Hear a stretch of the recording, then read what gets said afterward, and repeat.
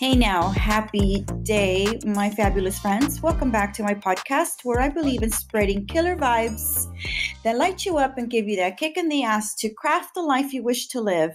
This sacred space is dedicated to the lovers of all things business, travel, and lifestyle. Hey, it's about time you get the scoop on the latest vibes, so let's get to it. Today, we're going to be talking about a recent trip that we just took to Mexico. We were in Tulum. And those of you who have gone to Cancun, you literally just drive maybe 2.5 hours to Tulum. It's a little bit of a ways down, but it's a really great place, and it's a really up and coming place for couples. I think that's kind of the vibe. I didn't really think that there were too many kids. And part of our episode today, we're having our guest Rusk come in today to kind of give us a little bit of how we planned this whole thing out. And we're going to be talking about a experience that we both had together, and it's called a Temazcal, and it's something like a it's a spiritual retreat. Yeah, it's a spiritual retreat. It's like a sweat lodge. It's a sweat lodge. Yeah, but at another level. It's not well, it's very nature based. Yeah. And it's not a spa day. It's definitely not that. No, it's literally the jungle. Yeah. It's pretty raw. So let's talk a little bit of how we got into it, actually, because Mr. Elatassi doesn't really make mistakes when it comes to travel. And this time he booked something that he did, but it was a good mistake. It was. It was actually something that... I'm just kind of happy that I made that mistake. I usually look over the itinerary pretty thoroughly. Yeah. And I had misunderstood the Temazcal for the ruins in Tulum. I thought that was the name of the ruin. Yeah. Because I had originally asked the concierge, the hotel, to arrange a tour for a cenote and later on in the afternoon, a stopover at the ruins. Yeah. And somehow that got crisscrossed in the texting conversation on WhatsApp. And he had recommended the Temazcal, and I thought the Temazcal was the ruins. And then when we get there, the day before, I find out we're supposed to take towels with us. I thought that was just for the cenote. But then I start reading into it. I confirm with the concierge. The concierge tells me, when you do the Mayan spiritual retreat, I was like texting what Mayan spiritual retreat, and that's when I looked back and that's all the Temazcal was. I know, and isn't it funny because you did tell me the name, and I didn't know the name either. I think I had heard about it, but I wasn't connecting the dots either. I think I just said, "Oh, well, that sounds like fun. Let's just go and see what it's about." I think that we just kind of decided to just give it a shot. I honestly, to be honest with you, really didn't want to do the ruins anymore because I think we've done so many ruins over so many years that I was kind of excited that it wasn't the ruins; it was something else. No, it was definitely probably the best mistake we could have made. I agree with you. We've done a lot of ruins, but there's not much out there to do besides the cenotes and the ruins, and obviously the spiritual retreat. You're literally in the middle of the jungle. Tulum is 2 hours south of Cancun, so it's right there. It's as dense jungle as it possibly gets, so you're kind of limited in your options. And the practice of Temazcals goes back to pre-Hispanic times. It's something that was done by the natives, and it was something that was created in order for people to be able to heal physically, emotionally, mentally, and spiritually. And they use steam and herbs. It's supposed to amplify your states of consciousness, especially for those who need to liberate themselves from suffering, or if they're sick, or they feel down, depressed. They really believe back then that, if you spend some time in the heat, because they do believe that Abuelo Fuego, who is grandfather fire, stimulates your inner temperature. And as soon as your inner temperature rises, all those impurities are flushed out. And one thing they did tell us is we were going to sweat a lot. So for sure, we sweat tons. So the capillaries dilate, the heart increases its pace to keep up with the demand, and it's a sweat bath where rocks are heated and the water is poured over them, and there's an abundance of negative ions. That's what they're called, negative ions that are released into the air. And they're supposed to help you, especially when you're stressed and when you have a lot of tension. And I remember when we stood there and we began this whole process, we were met by a shaman, a Mayan shaman and a Mayan healer, and his name was Freddie. But I can tell you from the moment I met him, or the moment he started to speak, there was a soothing vibration from him. There was a very clear calmness to him. There was something that it's just unexplainable. It was like you felt like he was there, completely there, present, and involved in the whole process. And I'm sure he probably does one a day. I think that he probably does, And so it didn't feel like he was tired. It feels like every time he's there, he's enjoying it and he loves it. And he's grateful for people who come in. And like he tells you from the beginning, I'm grateful that you're here for us to do this together. Yes. And he doesn't know us. No, he doesn't know. He was definitely very authentic. He was very genuine. He took his craft and his profession very seriously. He was obviously a direct descendant of other Mayans that have preceded him, and this is a generational tradition that seems to have been passed on from generation to generation. And I think he sees himself as the what are those guys called in the Olympics? The torchbearer. Yes. Right. So I think he's now the torchbearer for this, for the time that he's here on this planet. Right. And when I stood there and looked at what we were doing, and like I saw him, filling little cups with the honey liqueur, and also creating like a little nest of herbs, which were the herbs that he was going to bathe us in. I wasn't sure what was going on, but I think I just had a sense of like, let go and don't think about it. Just let it be and let it happen. I think you and I tend to be like super thinkers. Like we want to know everything that's going on, and we want to know what's going on from point A to point B, all the time.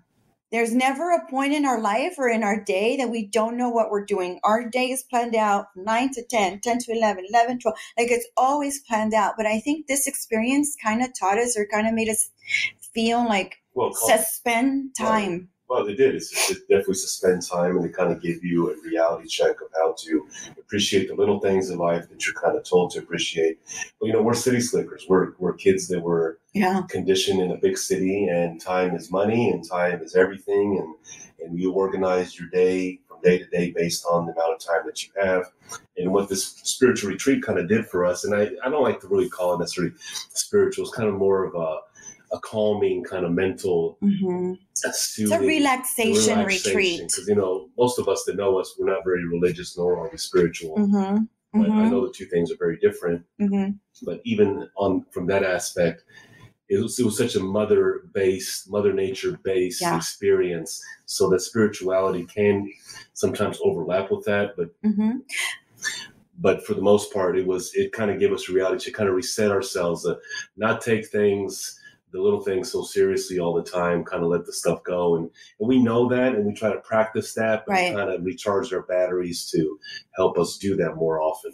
Because, even at the beginning, when he's beginning his ritual, there is a moment where you are saying, thank you, or you are honoring the 4 cardinal points. So you begin with your cardinal, you begin with the north, and, and then we go from there. And every time that you're saying thank you to those points, it's like it's a reflection of how our nature, our Mother Earth, the environment, the climate, everything affects everything that we do. Well, I think the cardinal points had something to do with the wind, the 4 natural.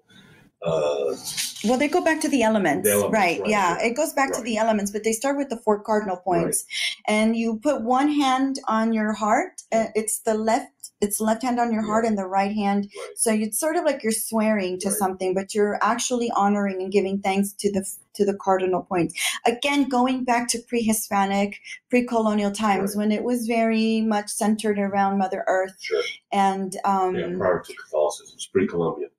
Exactly. So one of the things that you definitely get to do is you stand and you also learn a song. It's a song for the 4 elements. And once, you say thank you, you walk into it's not an oven. It's like a steam bath, and it's like a little hut. It's a very cute little hut, but it's super hot. It's made out of stone. Yeah. And so the whole time that he's doing all of this, he's heating up volcanic stones. So they're very, very hot, and they're in fire at that point. And little by little, we are led into this little hut, and we sit, and he has to sit, with our legs crossed. And as we're sitting there, they're bringing in the rocks, and you start to feel the heat rising, and you start to sweat. Sure. And for me, to be honest, I started to get really nervous because I started to feel the heat inside, like in my lungs. And I'm like, I've heard about these places, because some people have gotten to jail because some people die. But those are those dummies that do these stupid hippie stuff over here in Arizona. Like, they don't even know what they're doing. There's like this whole documentary on this guy. Anyways, they kept the people in there for too long, and some of them passed away. Yeah, no, there was none of that. There's none of that. He makes it clear to you that if you don't feel, if the heat gets to you and you have a hard time breathing, you can easily exit that hut, or as I call it, the pizza oven. And there's access. I mean, it's not hard to get in and out. But what he does is that he takes those volcanic rocks and he pours water over them. And while those rocks are extremely hot, so you have this kind of, it's like a steam sauna kind of sensation going on. And the water is filled with herbs, so then you also it's like an aromatherapy session as well, because you're breathing in. It's an ancient aromatherapy session, right? And so initially I had to leave at the beginning because I made the mistake of like sucking in too much of the air. And I think it was because I was anxious. I didn't know what was happening. I think my body just, and then I sucked it in and I started coughing hysterically. So I had to walk out, but then I went back in because he did encourage me to come back. And he said, it's going to get better. You're going to start relaxing. You just have to give your body some time and just chill, which is what I ended up doing when I came back into the Temazcal. I came back in and I started to actually relax. And it's very dark in there, so you can't see anything. All you can do is you can just feel the steam and you can feel the heat. But there is a sense of relaxation that starts to cover you, right? There's like a sense of like weightlessness. Right. Well, it's the combination of the entire experience of his monotone voice, the mantras that he is promulgating. It's nothing but pitch dark in there. And the steam sauna sensation with the herbal component to the water that it's infused with water that he pours in the volcanic rock, but it's really the charisma of Freddie, of the Mayan shaman that really kind of makes it a very unique experience. And it just kind of, you almost like transcend. You don't feel like you're on Earth. You feel like you're somewhere else. It's hard for me to articulate this stuff. I'm a very earth-based kind of guy, but it was definitely a unique experience. So it's even for people that don't believe in any of this stuff. It's something you should try just from a mental health standpoint. It kind of gives you, it resets you. And the other thing that I think this is what really got me is before we walked into the Temazcal, he looked at us and just said, this is your moment for you to say thank you to Mother Earth. Thank you to Grandfather Fire. They have all these names. Thank you to Hermana Viento, Hermano Agua, like Hermana Agua, Hermano Viento, the water, all the four elements. So, and then he looks at me and he goes, and this is a moment for you to forgive yourself if you haven't forgiven yourself yet. Right. And I looked at him like, what are you talking? Like, it just like hit me. Yeah. And I know what he's talking about because for me, it was this forgiving myself for not accomplishing the things that I set out to accomplish. Even though I have, to me, if all of the check boxes are not checked off, I don't feel like I've succeeded. I need to have all of the checks, all the things done. And, and not having done certain things or not having succeeded in certain things or not, and I don't forgive myself because I'm super critical of myself and I'm really hard on myself. And sometimes feeling like I'm not a good enough mother for my kids, or sometimes feeling like I'm not a good enough wife. There's just so many things that I took that moment and I said, you're right. I need to forgive myself for those things because I need to start unblocking those negative. Then he tells you that it's unblocking the negative vibes. The minute you start to unblock those things and forgive yourself and give thanks for our Mother Earth, which, by the way, he said we don't give her thanks, and she provides everything for us. Yes, she does. Right. Everything. She heals us, she feeds us, she nurtures us, she gives us the water to drink, the air to breathe, and so he was right. It's a giving thank you for nature and what we have, and I think we forget that, and I think it was a really good moment for us to kind of reflect that, we are part of this earth, we are part of this beautiful universe, and we take it for granted. We're not as grateful as we should be. Yeah, and that's the reset that I'm talking about, is that it kind of gives you a reality check of you need to be more appreciative of what you have and not to stress out over the things that you can't control, and not to be so hard on yourself and not to seek perfection, to understand that sometimes you get pitfalls in this world and you just kind of have to deal with them, but don't beat yourself up over not foreseeing them ahead of time. And that's kind of things that you and I beat ourselves up about. We try to make sure that all of our T's are crossed and our I's are dotted beforehand, that we're fully informed in situation. And it's kind of, it was as good of a kind of a therapy session. That's how it felt. Right. It was a therapy session without actually going into some cerebral looking office in the middle of a downtown or middle of a major city somewhere and getting the same advice. And it felt very natural. It felt very natural, very organic. Very organic, very authentic. And once you're inside the Temazcal, he will ask you as well, like, why are you here? Why are you here today in this place right now? What are you seeking? And I remember each one of us had to go around and say, and our tour guide was in there with us. Yeah. Forgot his name. Oh, his name was Juan. Okay, Juan. And I remember all of us having that moment, that time. Richard. I can't remember. I know he was such a good guide too. And all of us, and so he started with his, why he was there. And then you said your thing, why you were there. And then I said that I was there to really get in touch with nature, and also to let go of doubt and let go of negative things that are always blocking me, because there's a lot of self-doubt that comes with me, having grown up the way that I did. Like, why am I deserving of all of these good things? Why? Like, I'm always wondering why do I get to enjoy all these things and other people don't? And it was just like that for me. It was just like, how do I give thanks and how do I reflect on how grateful I am for us and for you, because he also said it to us as we were there as a couple. The blessings he gave us, the mantras he gave us were as a couple. And he didn't give them to us individually. He wanted to give them, and he had us hold hands and he had us interlace our arms, because he said, you guys have a really beautiful relationship and I can see that. And, you being here is like cementing that relationship with each other and being open-minded with each other to be at this point where you are experiencing something like this together. Yeah. It was kind of like a renewal of the vows. Yeah, a little bit, without actually expecting that we're going to have to renew our vows. Yeah. It just kind of came out naturally, because we honestly didn't know what we were getting ourselves into. Like I had mentioned earlier in the podcast, that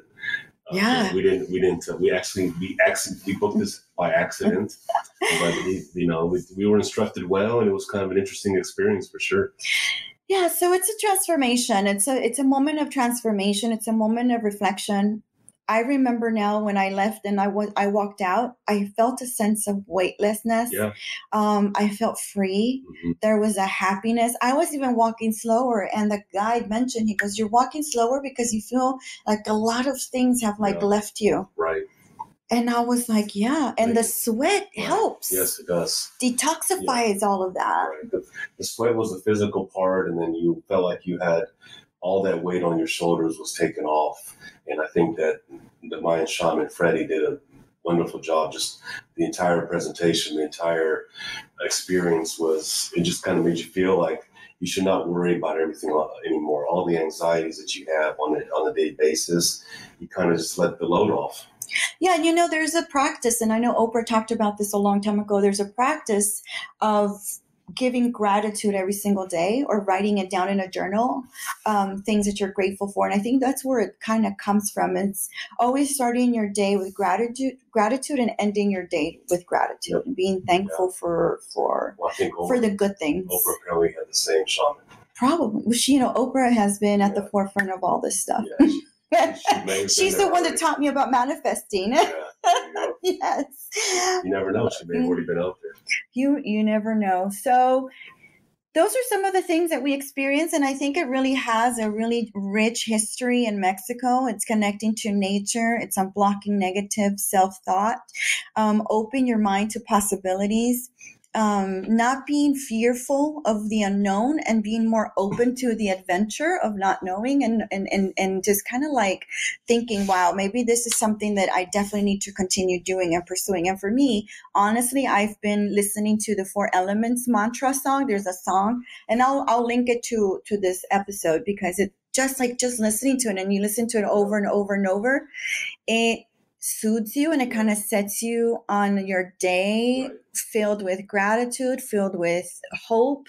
It reminds me of those Peruvian, those Incan musicians that play on those Peruvian musical instruments. I can't remember off my head what they were called, but it has the same kind of monotone, relaxing tone and melody to them. There's something to be said about old customs, old Native customs, Native American customs, before they were infiltrated, before they were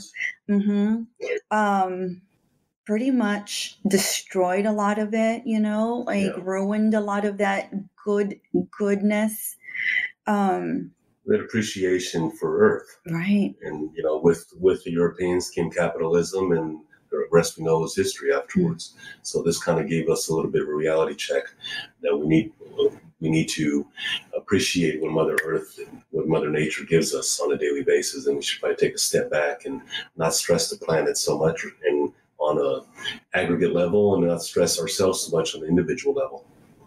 What did you think about the part where he's asking, what kinds of things you're going to change and what are you going to do better? And you said something like, not pursue money because at a crazy level like you always have. That's always been my motivating and driving force. It's been my shtick my entire life. Even I remember since I was 8 years old, working with my dad at his gas station, I've always had a knack for making money, and that was kind of part of my skill set. And I also was always interested in how others made money. Every time we would travel somewhere, the street vendors, the restaurants, I was always kind of curious what their profits were and how they're marketing themselves different, how they were doing things differently from their competitors. It's just always been in my nature. That's kind of. But I really love that about you, that you were able to reflect on that and acknowledge that that's always been a driving force for you, and that it doesn't have to be that anymore. Yeah, it doesn't, because as you get older, you realize your priorities change and more people come into your life. You have kids that are getting older, and